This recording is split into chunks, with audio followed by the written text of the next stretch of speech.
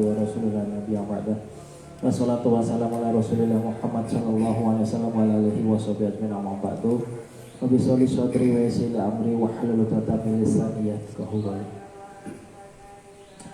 Terima kasih kami sampaikan kepada beliau Mas Bagas yang telah menyediakan waktunya untuk mengisi kajian rutin AMN Semarang Barat, dan terima kasih juga kami sampaikan kepada PCM maupun Lasis KL Semarang Barat yang telah mensupport berupa materi maupun materi terhadap acara pada malam kali ini. Dan terima kasih juga kami sampaikan kepada SMP Muhammadiyah 4 yang telah menyediakan tempat untuk kajian pada malam ini, serta tamu atau jamaah kajian angkatan Muhammadiyah Semarang Barat atau kajian teas milenial. Alhamdulillah pada malam kali ini kita diberi kesehatan oleh Allah Subhanahu wa taala, dan kita juga diberi nikmat iman, nikmat Islam, serta nikmat ihsan sehingga kita bisa berkumpul dalam majelis teras milenial pada malam kali ini di suasana yang syahdu, sedikit-sedikit mendung, dikasih tambahan angin-angin sepoi-sepoi. Salawat dan salam mari kita aturkan kepada junjungan kita Nabi besar Nabi Muhammad SAW, karena melalui beliau kita bisa mengenal yang namanya agama Islam, agama yang rahmatan lil alamin. Pada malam kali ini sudah mau selesai skripsinya. Dari kemarin nggak bilang Mas kalau anak IMM. Soalnya sama-sama takut itu. Saya takut mau ngomong, Mbak dia juga takut itu. Terus ada Mas siapa? Baskoro. Burhan. Baskoro lagi. Mas Burhan larang aja. Biar ger ini ya, biar semangat sama biar lucu. Mas Burhan dari Ilmu Falak dari FSC juga. Nanti kapan-kapan kita silaturahim ya Mas sama teman-teman yang lainnya. Jadi saya di FSC, HMJ, UKM lain beberapa kali sudah sering undang saya Mas kegiatan-kegiatan. Kok dari IMM nggak mengundang? Saya takut ini apa gara-gara takut ini ya? Baik teman-teman semua, jadi saya sebenarnya ini masih sakit tenggorokan, masih radang. Jadi mungkin nggak bisa lama-lama. Nanti kita ya materi dan saya nggak usah banyak-banyak, 15 menit aja. Nanti kita diskusi. Jadi kenapa kok saya memilih berhati-hati investasi tipu-tipu? Karena korban dari investasi bodong itu akan selalu ada. Aneh gitu. Dari zaman dulu, zaman sosmed belum gencar, zaman internet belum familiar, sampai sekarang sosmed udah maju, internet sudah di mana-mana, justru penipuan semakin menjadi-jadi. Ya, penipuan dalam kedok investasi semakin menjadi-jadi, semakin mudah diiklankan di mana-mana, dan akhirnya korbannya pun semakin bertambah banyak. Nah, itu aneh gitu ya. Nah, kenapa kok korban investasi bodong itu selalu ada terus? Kenapa? Karena sasaran investasi bodong itu adalah greedy, ketamakan orang. Jadi orang itu kan selalu ingin cepat kaya, usahanya sedikit tapi dapat hasilnya banyak. Nah, orang itu pasti senang kalau ditawari hal yang seperti itu. Usahanya dikit tapi nanti dapat hasil yang banyak, pasti senang. Nah, kalau orang zaman dulu ditawarin istilahnya babi ngepet, nah itu kan juga investasi bodong juga itu kan. Zaman dulu lah. Sekarang orang udah nggak percaya sama babi ngepet, waktu mistis segala macam. Nah sekarang mulai banyak investasi apa? Investasi apartemen lah, investasi ini itu, emas dan lain sebagainya. Kenapa kok investasi bodong itu harus kita waspada, dan kenapa kok selalu mendapat korban? Dan gini teman-teman semua, bapak-bapak, ibu-ibu semua, korbannya itu gak cuman orang yang tidak berpendidikan, Bahkan orang yang berpendidikan pun kena.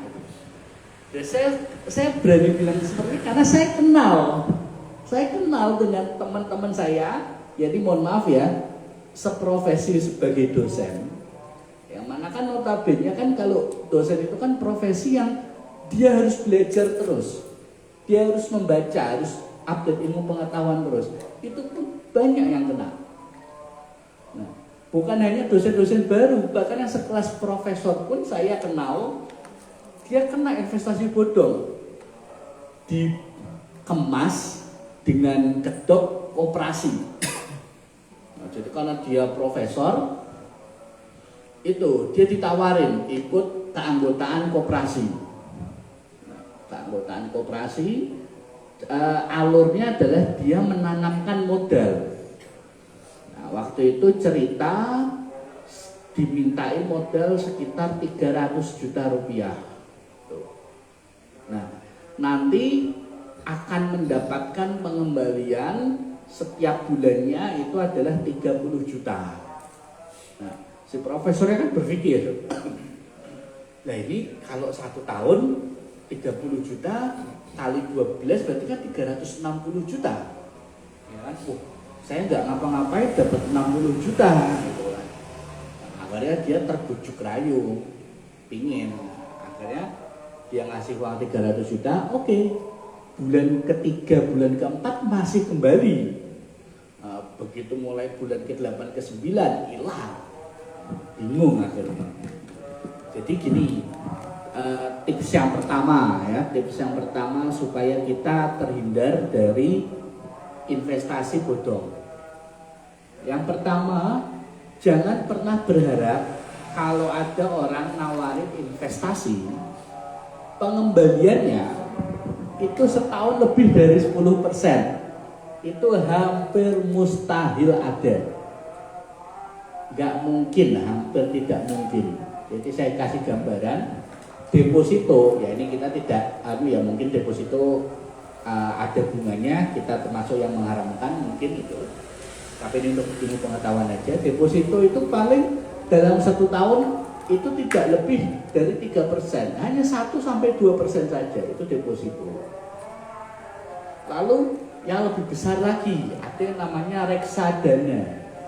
Reksadana pun juga antara 2-4% saja.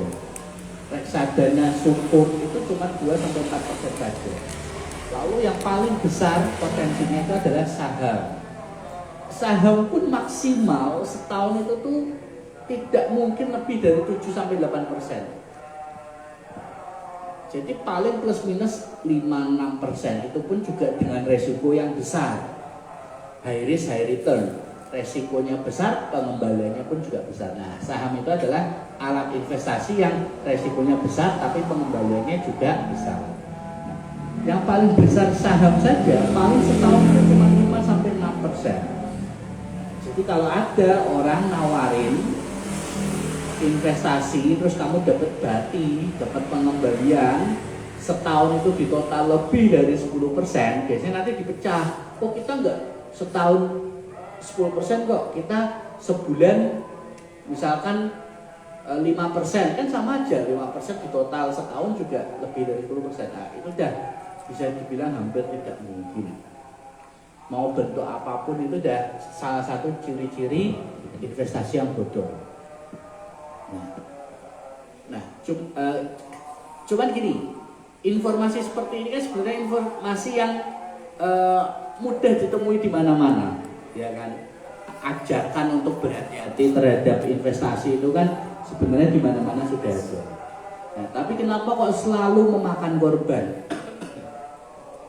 Nah, saya akan berikan gambaran alurnya investasi bodong. Tadi sudah saya sempat singgung sedikit. Jadi biasanya korban itu diakali oleh bandar itu berarti yang menawarkan investasinya. Itu biasanya 1 atau 2 tahun pertama itu lancar. 1-2 tahun pertama itu masih lancar. Nah, kenapa kok bandar itu ngasih lancar 1-2 tahun pertama? Untuk mencari konsumen baru lagi. Si orang ini dia di tahun pertama ternyata mendapat pengembalian, tadi ya misalkan dijanjikan modal 300 juta, setahun bisa balik 360 juta. Satu tahun pertama bener ya, untung 60 juta, dia pasti akan secara otomatis woro-woro ke sana kemari, pasti.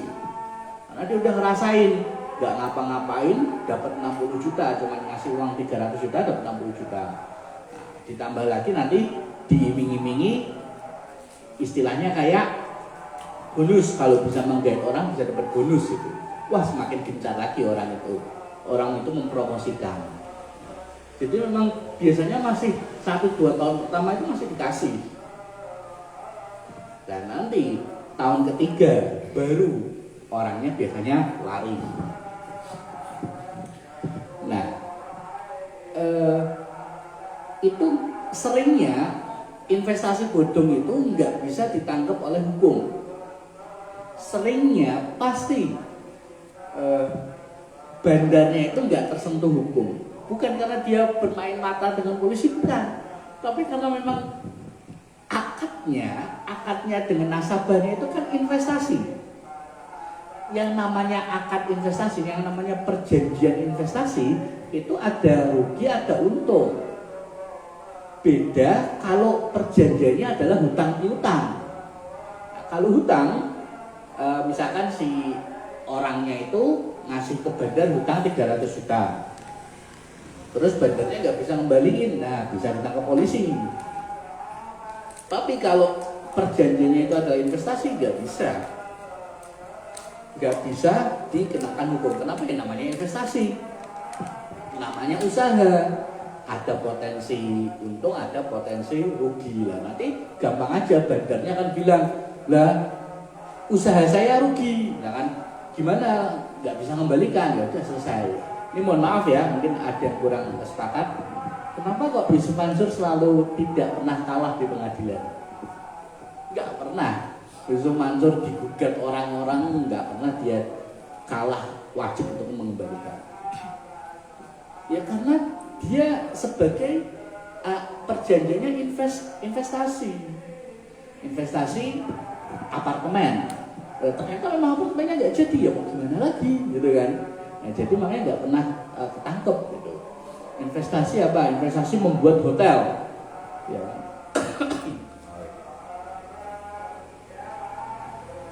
Investasi membuat hotel. Ya udah nanti tinggal bilang aja, hotelnya bangkrut, ya saya nggak bisa kembaliin uang kalian, ya sudah selesai. Akhirnya tidak tersentuh hukum kecuali kalau awalnya itu adalah hutang piutang. Nah, itu beda. Jadi itu poin yang bisa saya sampaikan. Yang pertama adalah jangan pernah tergiur pengembalian yang besar, return yang besar. Setahun lebih dari 10% itu hampir tidak masuk akal. Mungkin sampai sini dulu deh sebelum saya berpanjang lebar. Mungkin kalau ada pertanyaan kita diskusikan. Ada yang ingin mengajukan pertanyaan? Yang mahasiswa ini mahasiswa saya ini, kalau nggak mengajukan pertanyaan nilainya saya kurangi.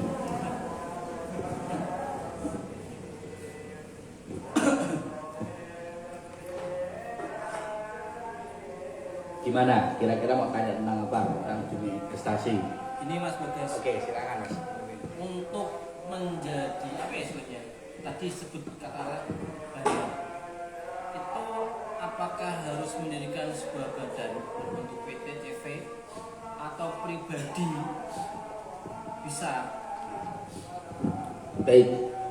Pertanyaan sangat baik sekali. Jadi untuk menjadi bandar investasi gitu ya, maksudnya dalam tanda petik yang dia beritikat buruk gitu ya, memang membuat skema investasi yang dari awal diniatkan untuk hal-hal yang kurang baik, atau mungkin bisa jadi niatnya awalnya baik Mas, niatnya baik, bilang kita mau buat hotel, yuk teman-teman mau nggak investasi buat hotel, saya butuh misalkan duit 1M nih, yuk urunan yuk, satu orangnya 100M.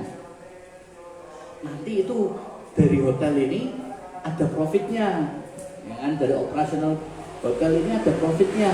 Nanti kalian 1 tahun saya kembalikan 20 juta gitu. Nanti jangka waktunya sampai 7 tahun, berarti kan Anda bisa untung 40 juta. Nah, tapi ternyata hotelnya bangkrut, nggak jadi. Terus saya tinggal aja bilang, sorry ya saya nggak bisa kembalikan uang kalian soalnya hotelnya bangkrut. Nah, bisa jadi karena ketidaksengajaan. Bisa jadi karena ketidaksengajaan. Nah, sekarang pertanyaannya tadi kembali lagi, apakah perorangan bisa atau harus membuat CVPT? Oke. Pada kenyataannya, Mas Arifin, untuk membuat investasi seperti itu, mereka tidak punya badan hukum kebanyakan. Kenapa ya? Karena memang dia dari awal beritikat buruk.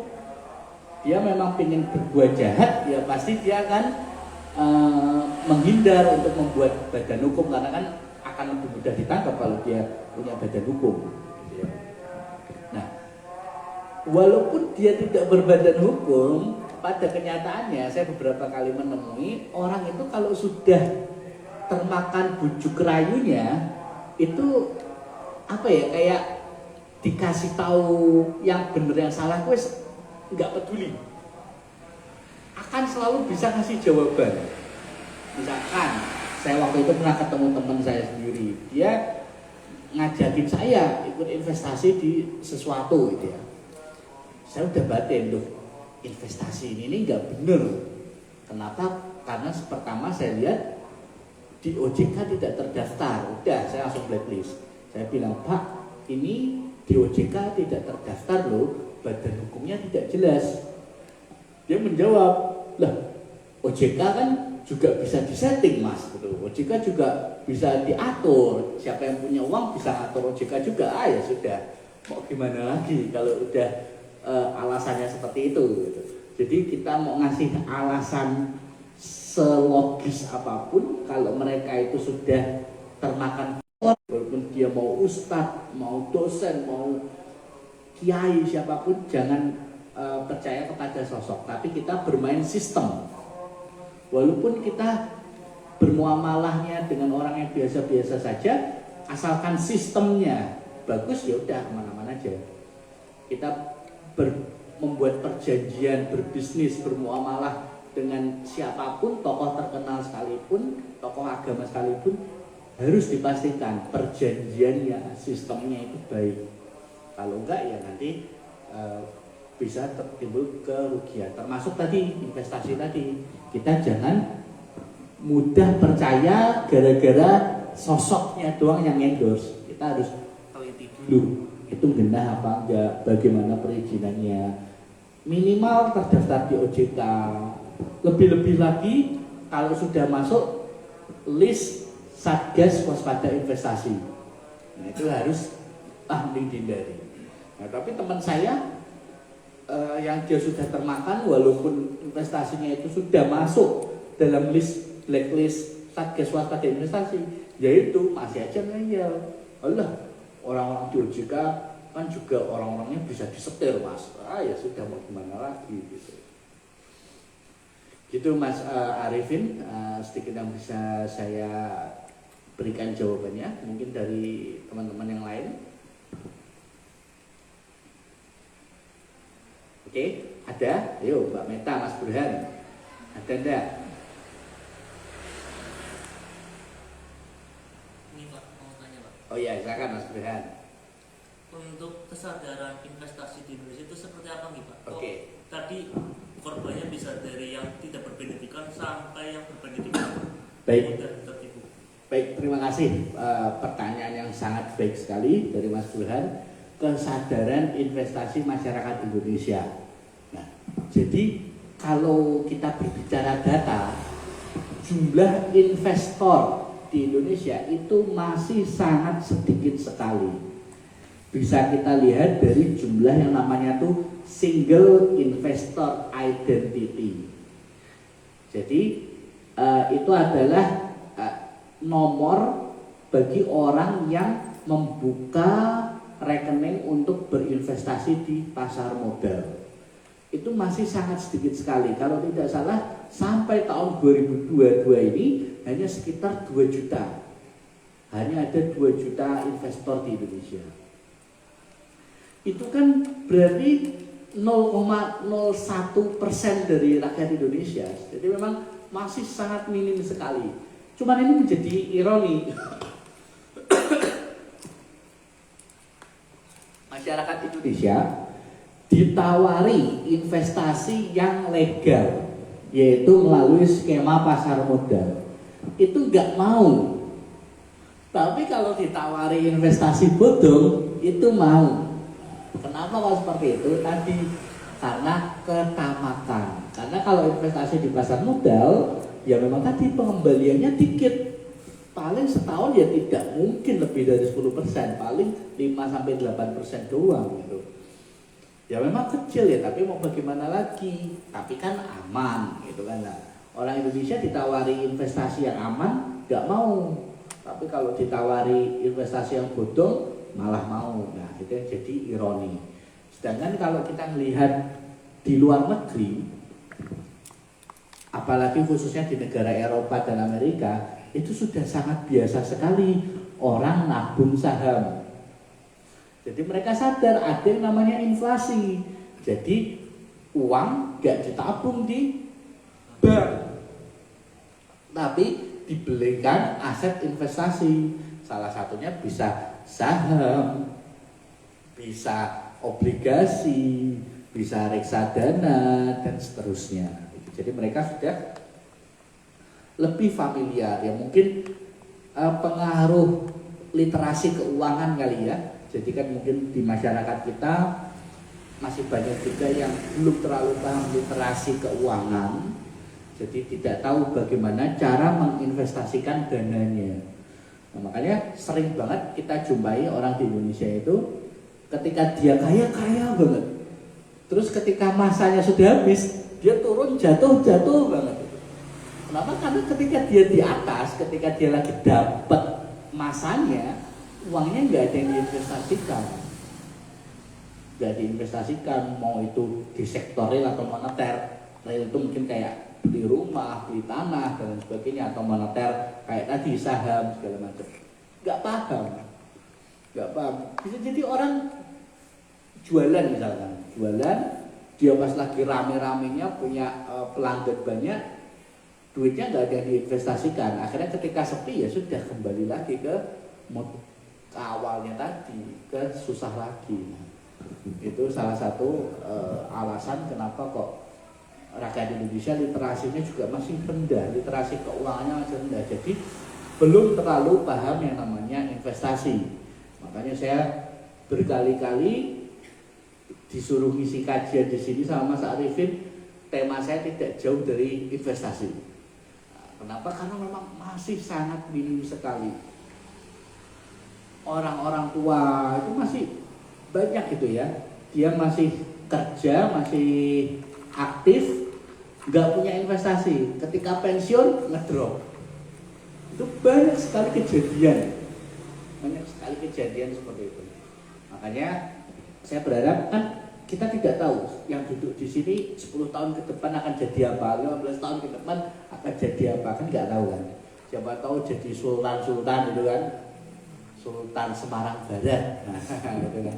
Nah, itu kalau pas lagi punya uang, lagi punya rezeki berlebih, tentu ada ditabung, tapi ada juga diporsikan, diinvestasikan. Jangan semuanya cuman dipakai konsumtif saja.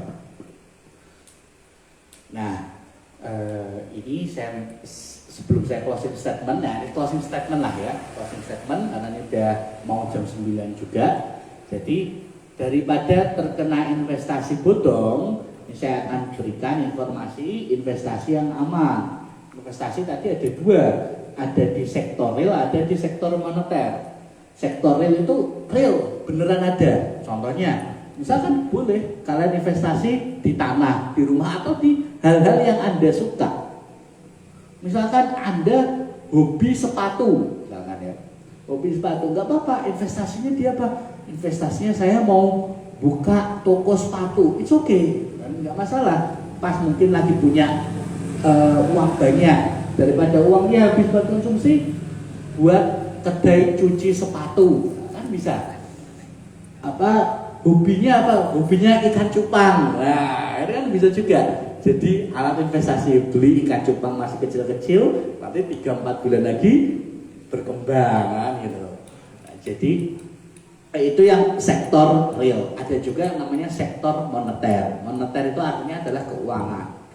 Nah, contohnya apa? Tadi deposito, tapi deposito kan terkena bunga ya. Ada fatwa MUI-nya juga, bunga itu haram. Maka ya kita sebagai umat muslim sekuat tenaga dihindari. Kalau tidak deposito masih banyak lain. Kalau di tabungan ya relatif tidak ada, maka kita bisa ke sukuk. Sukuk ya. Bagaimana cara membeli sukuk itu nanti bisa datang ke bank-bank syariah. Nanti mungkin bisa tanya bagaimana cara membeli sukuk. Atau bisa juga melalui saham syariah. Nah, nanti kapan-kapan kalau memang berkenan kita akan bahas bagaimana cara membeli saham syariah. Itu modal gini, mungkin bagi teman-teman mahasiswa itu bisa Mas. Beli saham itu kan bisa dari 60 ribuan, 70 ribuan. Bisa Mas. Bisa. Jadi kita syarat membeli saham itu kan 1 lot. Paling minimal membeli saham itu 1 lot. 1 lot itu isinya adalah 100 lembar saham. 1 lembar saham itu kan harganya kurang lebih ada yang di bawah 1.000, ada yang plus minus 1.000. Contohlah ambil Sido Muncul, harganya 700 rupiah. 700 rupiah kalau 1 lot kan berarti kan cuma 70.000. Nah itu kan bisa. Pak, tapi kalau cuma beli 1 kan capital gain-nya sangat kecil sekali. Misalkan cuma 5%, 70.000, kalau 5% berapa? Cuma 3.500 doang. Ya, tapi kan kamu bisa tunggu 10 sampai 15 tahun lagi. Kamu beli sekarang di umur 20 tahunan mahasiswa ya. Mungkin kamu bakalan munduhnya nanti di umur 35-40 tahunan ketika kamu sudah berkeluarga, dan punya anak. Nah, kan kenaikannya bisa banyak sekali. Jadi kenaikan saham itu seandainya setahun ini 5%, maka tahun depan 5% lagi. Berarti kan artinya dalam 2 tahun tumbuh 20%. Jadi kalau 10 tahun itu udah 100%. Nah, tinggal dikalikan kita punya berapa. Tabung aja. Saya mau agendakan sebulan 100.000 buat beli saham gitu. Nah, itu kan mungkin nominalnya kecil, ringan. Nah, tapi kan mungkin kalau dalam 1-2 tahun nggak terasa, tapi kalau 10-15 tahun lagi itu jadi apa ya? Seperti investasi mungkin akhirnya nanti tabungan kalau anakku masuk TK, kan gitu bisa. Nanti ini untuk tabungan anakku masuk SD, nah, itu kan bisa. Gitu. Kalau saya belum bisa, jangankan mikirkan anak, calonnya aja belum ada. Oke, gitu ya. Closing statement dari saya. Terima kasih, mohon maaf ini nggak bisa lama-lama, tapi juga ini udah jam 9 kurang 9 menit, udah 21 menit. Kalau masih ada pertanyaan kita ngobrol-ngobrol, kalau nggak ada kita tutup aja. Billahi taufiq wal hidayah. Wassalamualaikum warahmatullahi wabarakatuh. Waalaikumsalam. Pengambilannya itu bagaimana Mas? Pengambilan apa? Pencairannya. Oke.